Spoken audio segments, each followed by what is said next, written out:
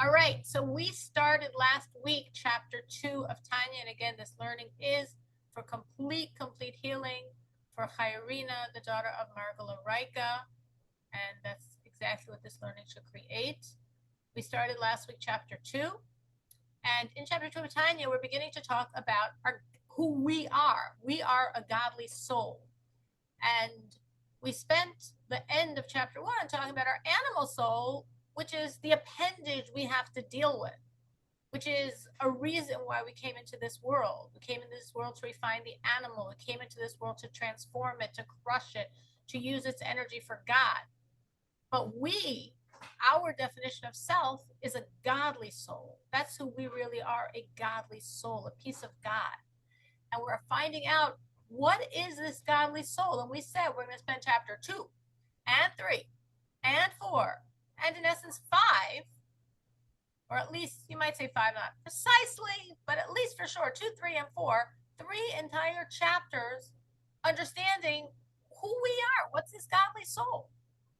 So we began last week by saying the godly soul is literally a piece of God. The verse from Job, Chelek Eloka Mimal, a piece of God from above. Rebbe adds on that the word mamish, literally, not figuratively a piece of God, like real deal. The essence of the soul is from the essence of God. And then we spent the rest of the class, and the Alter Rebbe spent quite a number of lines here, really both proving and fleshing out, what does this mean? What are we saying? Oh, the soul is so unique, it's a piece of God. We're like, everything's God. If it wasn't God, I mean, we've learned enough Hasidus to know if it wasn't God, it wouldn't be. So if it wasn't God, it wouldn't be. What does this mean? The soul is a piece of God as versus everything else. So we gave 2 different rationales, 2 different ways of understanding this uniqueness of the soul. In both of them, we understood that the soul comes from God's inner dimension. And the rest of the world is from a more external level of God's energy. Everything is God, but the world is external, and the soul, meaning the core of the Jew, is from God's inner self, inner reality. The first way of looking at it was that the soul is blown, like we had 2 quotes, one from our prayers and one from the verses concerning Adam, the first man, where we say explicitly the soul is blown into us. And then we had the quote from the Zohar, the foundational work of the inner dimension of Torah, explaining, so what? What does it mean blown? And the Zohar says blown means from your insides. So the rest of the world is spoken. The rest of the world is God's external dimension. You can talk and talk and talk and not run out of breath. But the soul is from God's inner dimension. You blow and blow and blow, and you run out of breath because you're pulling your insides. So what did we gain from this? The soul is from God's inner reality. Then we did something more deep, and we're progressing. And we said the soul is not only blown, which it is, the soul is from God's thoughts. The rest of the world is from God's speech. God's talking, and the world is. So all of creation is God's speech, like we know it says in Ethics of the Fathers. With 10 creative utterances, God is constantly creating all of creation. He's been saying those 10 utterances for 5,786 years. So he's speaking the world into existence. But the soul, uniquely, only the soul is not spoken into existence. It's thought into existence, because the soul comes from God's thoughts.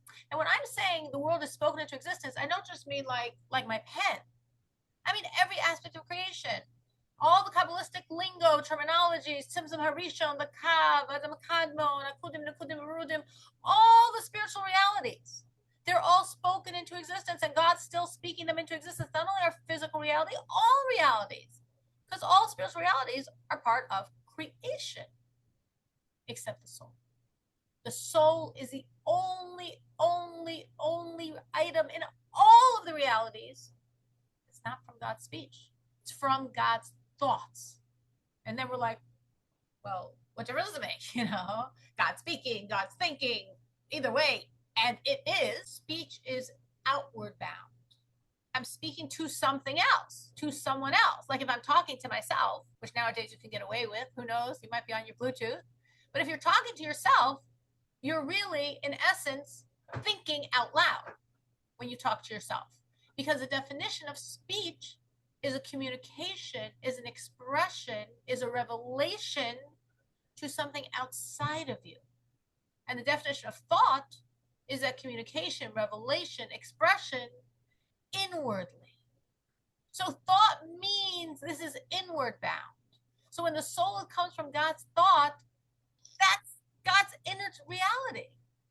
And then there's actually even more than that. It's even more than that. What could be more?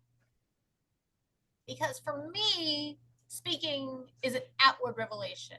Thinking is an inner revelation. And so too for God.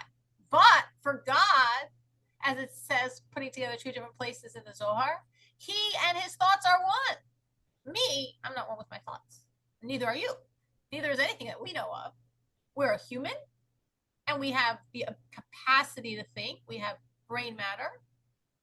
And there's information that our brain assimilates. The information can come in, it can go out. The information is not me. And for that matter, the brain matter is not me. Maybe someone would have an accident and lose some of that brain matter. They could still be themselves.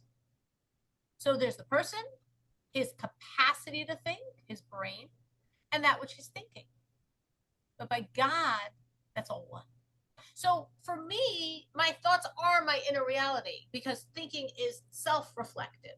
Thinking is an inner communication. Thinking is an inner revelation. I'm processing, I'm thinking, I'm uncovering.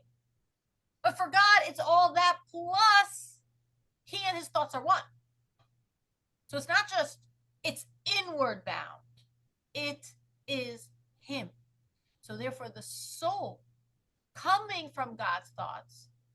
So it's not only like the first rationale of blowing, the soul is from such an inner reality, which I could also think about thought if I didn't know God's relationship to thought. Oh, it's just like blowing. Blowing is an inner reality because you run out of breath. It's from deep inside of you. And thinking is an inner reality because you think inwardly and you speak outwardly. So both blowing and thinking are two different ways of saying inner reality. No! Alter was not wasting words here. Blowing is inner reality. Thinking is inner reality. But thinking is much more. Thinking is God. He and his thoughts are one. So my soul is one with God. Does that mean I have the ability to create worlds? No, God isn't giving that part of himself that ability. But as I shared last week, an apostate, the Kaifer, once asked the third Lubavitcher Rebbe, the Tzemach Tzedek, if God is limitless, could he create other gods? And he answered, not only could he could, he does. Every Jew, every soul. Every soul is literally a piece of God. There's a famous incident that happened with the previous Lubavitcher Rebbe. The previous Lubavitcher Rebbe was incarcerated, horrific imprisonment. And during this time, during these horrible days from the 15th of Sivan until the 3rd of Tammuz, at one point it was Shabbos, and the prison photographer came to take his picture for their records. Everything has to be very bureaucratic, very official. The torture is all very official. And it's Shabbos, and the Rebbe Yatz is in his talis, and he's davening. Yeah, that's a wonderful way to express it. He's davening, he's praying, and he motions to the photographer to leave, and the photographer leaves. And then he comes back later, maybe an hour or two later, and he's still praying. And he again motions for him to leave, and he leaves. And he comes back a third time, but this time he had finished praying. I guess he knew to wait a long time. But he said, it's the Sabbath. I can't have my picture taken on the Sabbath. And he left. And we're like, what is going on? This is not the Hyatt. This is not the American penal system. This is Soviet, Russia, most horrific fear, death situation, vicious, horrible, subhuman. And suddenly he's like, oh, you're praying. Oh, it's your Sabbath? So when the Rebbe gives over this vignette, he says, well, if he sees even this, what type of person would be working in this system, but he sees the essence of God embodied in a body, praying with his talis on the Sabbath, of course he listened. Like, how could he not? And that, of course, is like, oh, wow, well, the Rebbe is talking about his predecessor, who's a Rebbe, and we could say about a Rebbe, the essence of God embodied in a body. But really, every Jew is the essence of God embodied in a body. The difference, of course, there is this very significant difference, because by us, the core of my soul is the essence of God and it's embodied in a body, but I'm not necessarily accessing and revealing, and that energy is not necessarily shining through me. So when you look at me, you feel it. When you're a Rebbe, the essence of God embodied in a body is perceivable enough to this person very, very far from any spiritual sensitivity. But for all of us, in our core, those words are also true. So this is as far as we discussed last week. Now we're going to go on, and if you're looking inside, we're actually up to a side note. Now, when I was growing up, they had footnotes. Nowadays, they do endnotes, and the Alter Rebbe did side notes. On the side of the page, he would write in a smaller, as we call it, in a smaller font, in a different font. He would write generally one of two types of notes, either resolving a question someone might have, that's sort of a side point, like sometimes someone with a little bit of Kabbalistic knowledge, they say a little bit of knowledge is a dangerous thing. Exactly, Firma. I thought that was also very interesting. Firma pointed out in what I shared, they arrested him for spreading God's word, religion, Judaism, Torah, and now they're respecting it. But that's the power of that core soul shining. So going back to the notes. So a side note, sometimes someone has a little bit of Kabbalistic knowledge and they can say, I don't know. I know this isn't Kabbalah. I don't think the Alter Rebbe is correct. So since the Alter Rebbe knows quite a lot of Kabbalah, he knows what you're going to misunderstand, what your question is going to be, and he's going to resolve it. So you can move on and accept what he's saying. Sometimes side notes are actually just generally more Kabbalistic knowledge. Now, Tanya is not per se Kabbalah. It's not all Kabbalah, actually. It's a different level of Torah called Hasidus, even higher and deeper and more core than Kabbalah. But sometimes the Alter Rebbe brings on the side some insights from Kabbalah as well. And since that's not really the perspective, the focus of Tanya is to be not just user-friendly, but user-practical oriented. The goal of Tanya is not to make you a philosopher.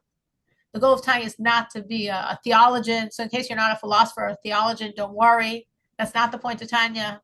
The point of Tanya is to make you a Jew who serves God with passion, with love, with fear, with truth. So therefore, Kabbalah is not exactly generally the point, but sometimes it's relevant enough that it's there on the side. So this side note is answering a question someone might have, that they have enough Kabbalistic knowledge to be wondering on something the Alter Rebbe said. So let me go back to the body of the text to remind you, because we did do this at the very end of class, and I just overviewed it now, but to remind you exactly what the Alter Rebbe said, that this thinking he knows more than he does person is saying, I don't know if that's correct. So looking inside, the first of the small lines, and as Maimonides writes, that God is the Mada, the ability to know, like what we call the brain, so to speak, and the Yodea, God is the one who knows. As I said a few minutes ago, in Zohar, in the Kabbalistic teaching, we have he and his wisdom are one. But we also have this in the revealed Torah, in Maimonides, who's saying, Hu Amada, Hu Yodea, Hu Yadua. God is all in one, the ability to know, like the brain, the knower, and the knowledge.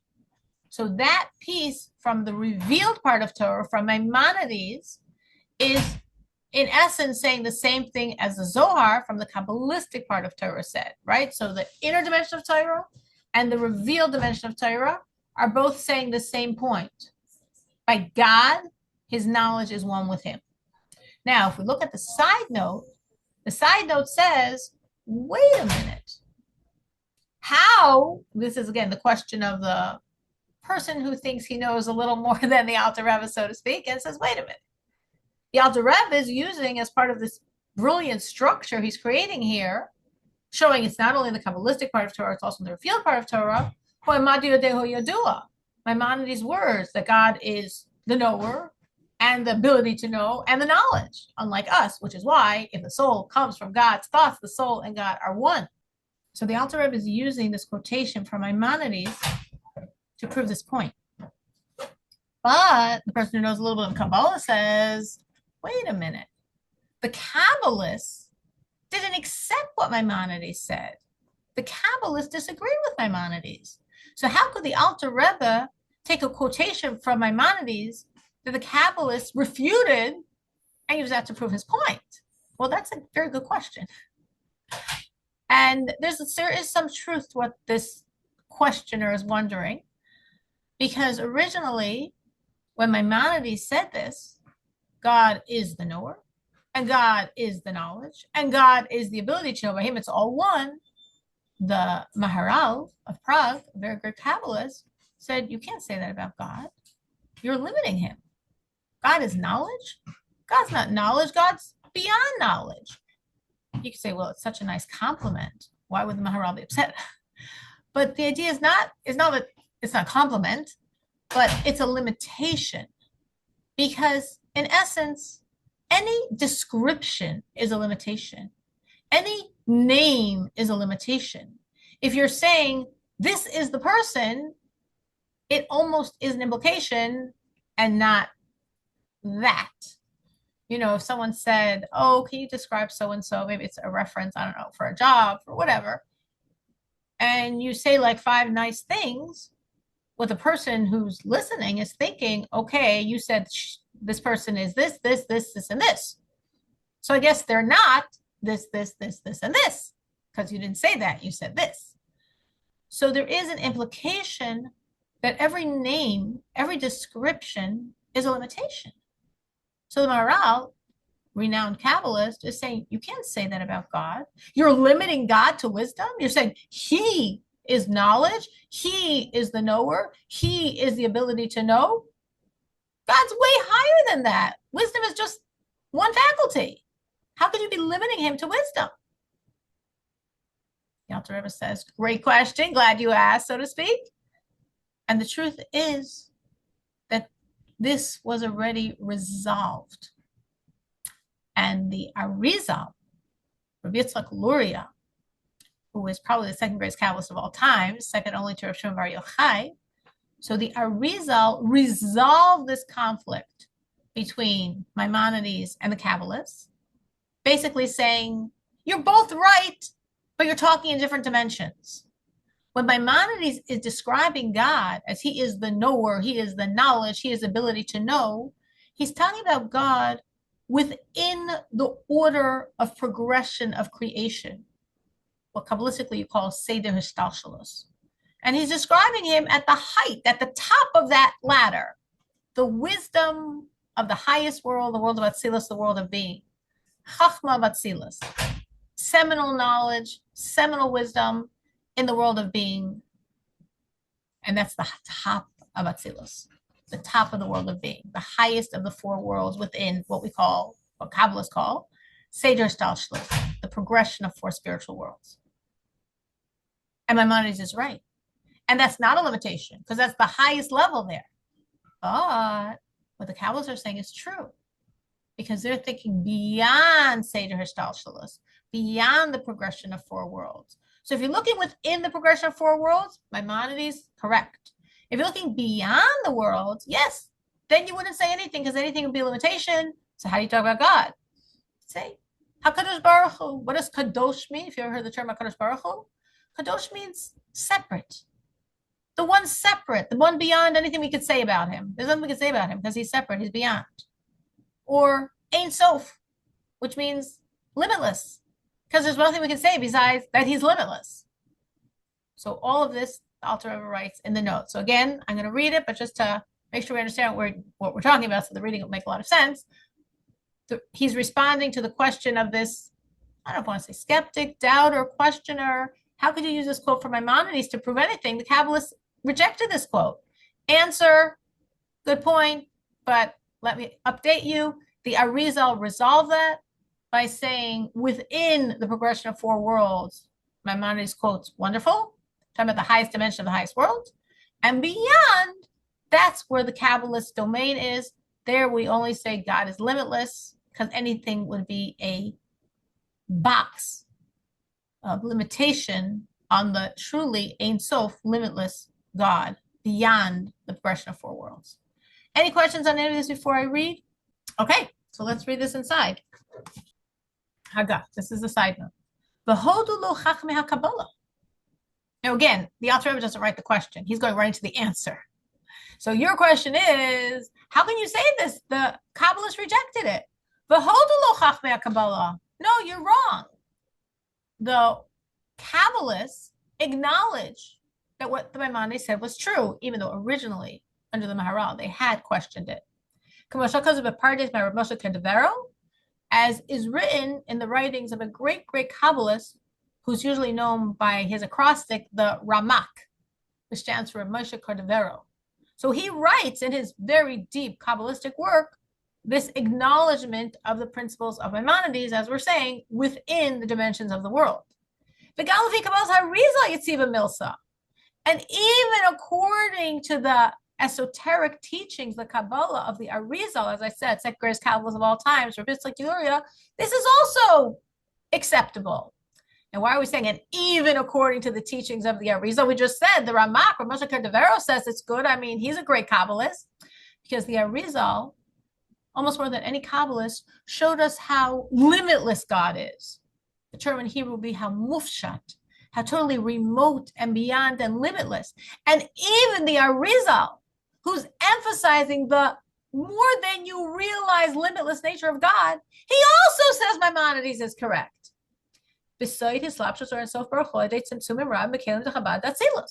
Well, how could the Arizal, who is the one teaching how limitless God is, how could he say this is correct? Because there's this mystery of God's limitless being that gets squashed, constricted into Seder Histalshalos, into the progression of the four spiritual worlds.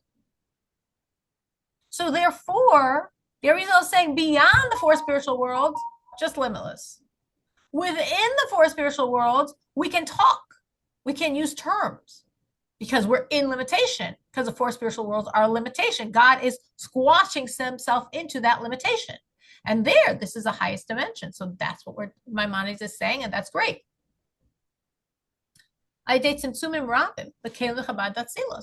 So God went through many, many constrictions until he could get his limitless self into the highest level, the highest world. Now, in Tanya, we generally don't talk about those layers and layers and layers and layers and layers and layers. If I remembered or was looking at inside at writings, and we're just talking Kabbalah, so to speak, there's layer after layer after layer from the original primordial constriction called Simson Harishon, all the way down to Seder Stalshalos. Now, honestly, Hasidus doesn't talk that much about it.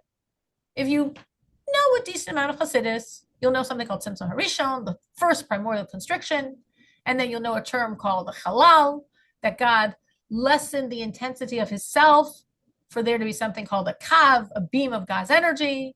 And from there emerges something called Adam Kadmon, or Ak, primordial man, the supernal will of God. And then there's lots and lots and lots and lots of layers. And then we come to the first conception of world, which is actually last week's Torah portion.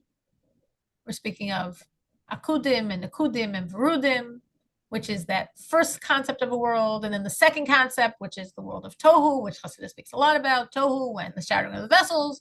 And then we come to the third dimension, which is the worlds of Tikkun, the worlds of rectification, which is otherwise known as Seder Stalshalos, the progression of all the worlds, otherwise known as Atzilus Bri Yitzir Asiya, the four spiritual realities of being and creation, formation, descent. So I skipped a lot, if you notice. Like I spoke about a few terms in the beginning, and then I said, and there's lots and lots and lots of levels. And then I spoke. So all those lots and lots and lots of levels are myriads and myriads of spiritual realities, each one a constriction leading to a greater constriction, leading to a greater constriction, leading to a greater constriction. And honestly, Hasidus Chabad doesn't talk much about it because Kabbalah is almost like describing. Hasidus is, how can I serve? So if this is not relevant that much to my service, we're not going to talk that much about it. But there's a lot of layers there. And in all of those layers, what's happening is a constriction, from which emerges another constriction, from which emerges a greater constriction, from which emerges a greater constriction, and more constriction, and more constriction, and more constriction, and more constriction, and many, many, many, many limitless, so to speak, dimensions of constriction, to get to the point where limitlessness, Ein Sof, can fit in a world, a vessel, seminal wisdom. How does limitlessness fit in anything? How does limitless, infinite, no stopping fit in a container? That, by definition, makes no sense because there's enormous constriction. So that's why the Kabbalists were so upset, because they're like, he's the knower, the knowledge, and the process. What are you talking about? God's limitless. He's huge. He's vast. What are you thinking? And they were right. Beyond the progression of worlds. But Maimonides is also right. Because God did all this for us. The original constriction. And those myriads and myriads and myriads and myriads of constrictions were for one reason. That a Jew on planet Earth reveals God. That a Jew on planet Earth does a mitzvah, learns Torah, crushes the evil, transforms the evil, reveals God in this world. That's the reason for everything. So the reason is not those myriads of worlds, those myriads of layers. All of them were to get to the point that God could be in the progression of worlds, to come ultimately to the physical world, to come ultimately to a Jew doing a mitzvah. So that is what the Arizal is saying. But higher than Atzilus, higher than the highest dimension of the four spiritual worlds, of course not. And guess what? Maimonides knows that too. Maimonides wasn't talking about that. So Hu Amadu Yudua is very true within the four worlds of creation. Beyond the worlds of creation, when it's just limitless, those words are completely not relevant, which Maimonides knows. But that's not what he was talking about. And as it's written in another place, sorry, there's a lot of noise here.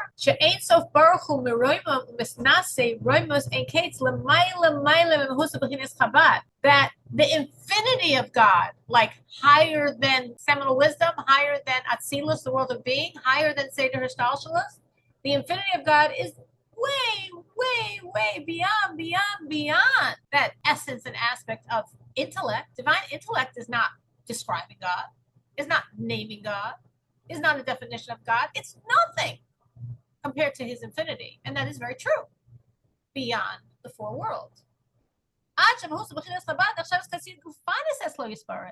Until, if we're looking at seminal wisdom, the highest level, the highest world, Chabad, Chachma of Atzilus, seminal wisdom of the world of being, highest level, highest world, that is nothing to God. You know what it's like? It's like physicality. Physicality. This is physicality. Seminal wisdom of the world of being, Chachma Vatzilus. And this is like the same thing to God beyond both. Now, when God is within the constrictions of the four spiritual realities, what we call Seder Hishtalshalos, the progression of the worlds, when he's within the world of Atzilus, the world of being, when he's within Chachma Vatzilus, seminal wisdom of the world of being. Well, seminal wisdom of the world of being, and this pen lasts a million, trillion, quadrillion, beyond that, miles away. But beyond the world, this and seminal wisdom of the world of being, same thing. Because God is so beyond both. Like, if you would say your finances and Bill Gates or Elon Musk, whoever you want to compare yourself to. Yeah. What's the comparison? Well, there is a comparison. There is a comparison because he's a human being in a human physical world. And a physical world is finite. So he doesn't have infinite wealth. It might be such a big number you don't know it, but it's a number. And your wealth or resources are also a number. So there's a comparison between his resources and your resources, a very vast comparison, but there's a comparison. But talking in this concept of wealth, compared to God, your resources and Elon Musk's resources are exactly the same because they're both finite. You have a finite number of resources, and he has a finite number of resources. Well, his number is a lot bigger than mine. Of course, it's bigger than yours. And obviously, between the two of us, it's very vast. But both of us are equally far from infinity. When we're comparing to infinity, this is finite and that's infinity. This is finite and that's infinity. So they're both in the category of finite compared to infinite. So I use that as a metaphor because like money is something we sort of have a little bit of a grip on to understand. And now we'll go back to what the Alter Rebbe is saying. The Alter Rebbe is saying there's God beyond the progression of the four worlds, beyond Atzilus, beyond the world of being, beyond all those four worlds. And what do we say about God there? We say Ein Sof. We say infinite. We can't say anything. We can say Hakadosh Baruch Hu. The Kabbalists, when they refer to God, they say Hakadosh Baruch Hu, which means the one who's separate. They can't say anything else because anything you say is limiting and we're not limiting. So God on that level of infinite, he's got himself invested in the highest level of the highest world, seminal wisdom of the world of being, Chachma Batzilus, and he has himself in this piece of paper, right? This contains God, and seminal wisdom of the world of being, Chachma Batzilus, also contain God. They both contain God. Obviously, there's a tremendous difference between the two of them. If I'm comparing God as he's revealed in seminal wisdom of the world of being, Chachma Batzilus, the highest level of all the four worlds, and God in this piece of paper, like, whoa, the difference. Like Musk's resources and mine. Whoa, the difference. We're comparing to infinity. They're both finite. Well, it was God. They're both finite revelations of God. God constricted enough to have a name, to have a description, to have a definition. God in a paper, God in seminal wisdom of the world of being. So compared to each other, whoa, such a vast difference. Compared to the infinity of God, they're both finite. They're both creation. He's creator, and they're both creation. God's infinite resources, and us, me, you, and the trillionaires of the world, both the same, both finite. So when we're looking at God, of course the Kabbalists are right. But when we're understanding where Maimonides is referring to, of course Maimonides is right, and the Kabbalists know it and agree it. Now, where do we get this concept that even seminal wisdom, highest level, highest world, is the godlike creation? Because there's a verse.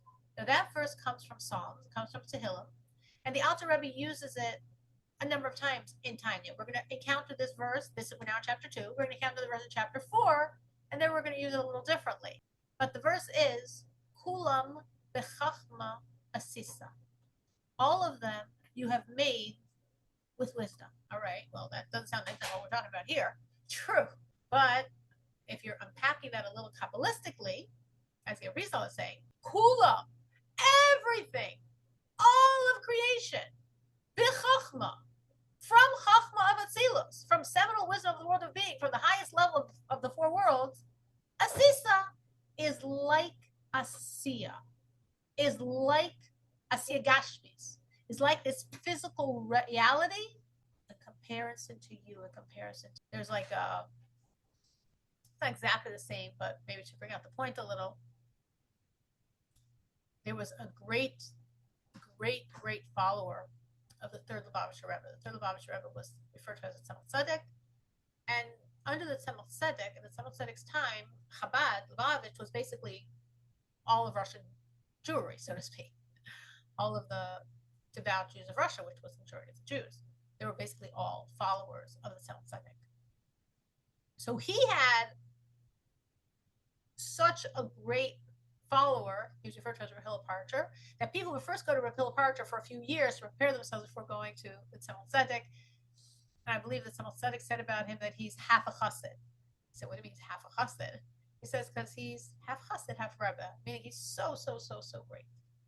So once Rav Hillel Parcher was speaking to the people that were by him that he was teaching and preparing them, and he could be by him for a few years, preparing them before they went to the Rebbe, to the Tzemach Tzedek, and to illustrate the point, he pointed to a cat, maybe indoors or outdoors, I don't know, He said, look at that cat. Like the way the cat understands Rebbe, that's how I understand Rebbe. And he said, I know what you're thinking. You're thinking like the difference between the cat and me, that's the difference between me and the Rebbe. He said, I don't mean that. I mean, like the way the cat understands Rebbe, that's how I understand the Rebbe. Meaning, of course, Rakula Parcher is this tzaddik, literally a tzaddik. Literally, as Tanya understands, this spiritual, godly person. That was Rakula Parcher, and he was. But in comparison to something like of infinite God reality, like a Rebbe, he said, I'm finite. I'm creation, so to speak, compared to beyond. Me and the cat, it's the same thing. So the Arizal was saying, the highest level, highest world, and my piece of paper, it's the same in contrast to infinity. I just think it's a just going to add at one point here. This is a little bit on the side, but again, I want to make it practical, not just conceptual.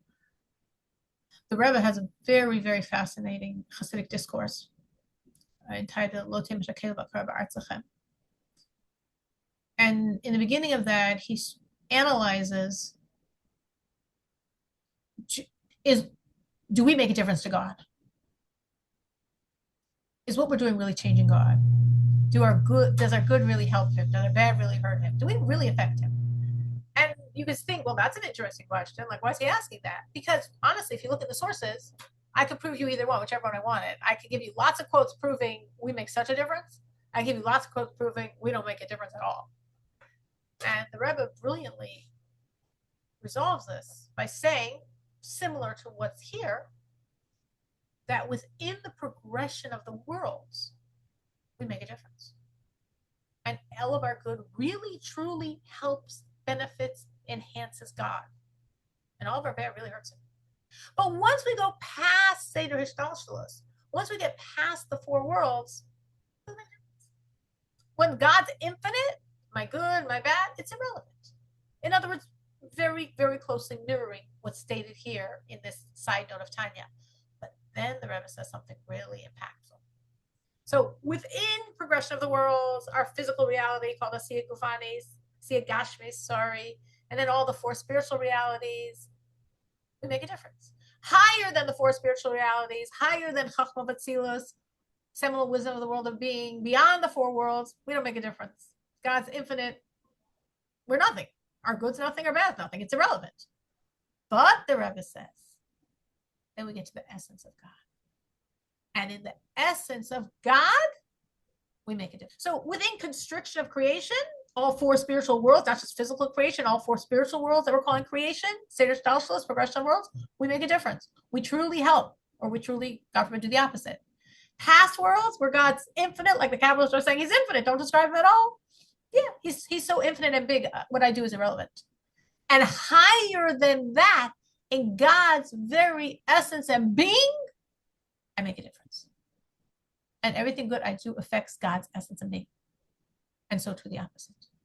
Which is taking all this, very much what's expressed here, but taking it one level further, and I think making it very practical. God's infinite. God's so infinite that my good and my bad, my misses, my affairs are irrelevant. But the core of God, higher than the waves and lights of infinity, we so matter. We absolutely matter. Because as we said, every Jew comes from the core of God. So what every Jew does affects, helps, enhances, or other things, the core of God himself. We don't just make a difference here in constriction, in limits, in smallness. We truly make a difference. We make a difference in the very essence and being of God himself. And that ends the Haggah. And this is beyond a human's capacity to understand. To understand that by God, he and his wisdom and the knowledge itself is all one, we can't fathom it. Why not? Because we're in a box. Like we're in a box of time and space. We're in a box where I'm a person and I possess a brain and my brain assimilates knowledge. So I can't fathom beyond the box where the person and the assimilation and the knowledge is all one. I can never get that because I'm in a box and that's beyond my box. So this is impossible for us to understand. Kidirsiv, as it's written. Like, don't feel bad that you can say the words, but don't really get them, because how quickly? As it says, Hacheker loka timtza. If you investigate God, will you find? Do you think you can really understand God? Biksiv, my thoughts are not your thoughts. So we're talking about this. We're doing our best to understand it. There'll be a point where we don't understand it, and that's okay too. We do our best to understand, and where we can no longer understand, we believe. We start out with belief. Every Jew is a native believer, ma'aminim b'nei ma'aminim. And then we use our minds to understand, because that's a commandment. That's what God wants us to do, and that makes a lot of, that very much helps our relationship with God and our love and our fear and our energy and our passion. And we'll all come to a point where it won't make sense anymore, because we're in a box. And when we get to that point, we ascend to an even higher belief, a belief not sub-rational, but super-rational. So if it doesn't really jive in your brain, because we're not like this, it's okay. For this, we can believe, and we move on with things we can understand. All right.